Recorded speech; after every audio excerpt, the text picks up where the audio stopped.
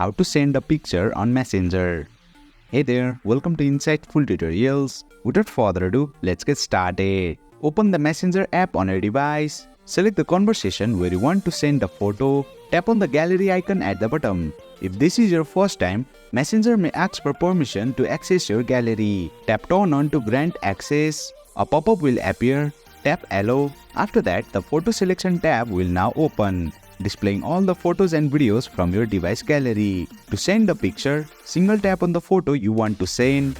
Finally, tap the Send button. As you can see, the selected picture has been successfully sent to the user via Messenger. You can also send multiple photos at once. Instead of selecting just one picture, single tap on the multiple photos to select them. Once selected, tap the Send button. And boom! You have successfully learned how to send photos on Messenger.